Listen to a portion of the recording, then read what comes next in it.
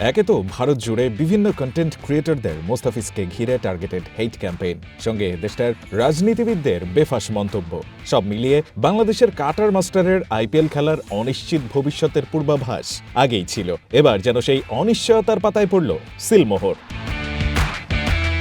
জানা গেল মুস্তাফিজের শেষ পর্যন্ত খেলা হবে না এবারের আইপিএল। বার্তা সংস্থা এএনআই-কে সে কথা নিশ্চিত করেছেন ভারতীয় ক্রিকেট বোর্ডের সেক্রেটারি দেবজিৎ সাইকিয়া। যদিও ঠিক কী কারণে এমন সিদ্ধান্ত নিয়েছে বিসিসিআই তা খোলাসা করেননি তিনি।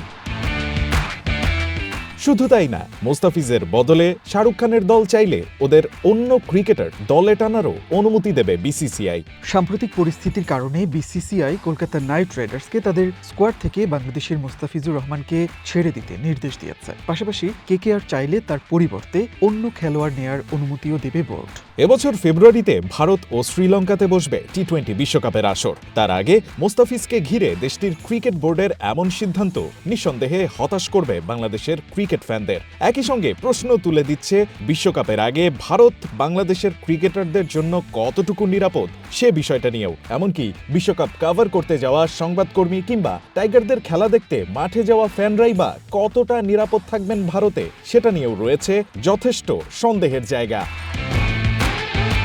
Ryan Ahmed, one sports desk.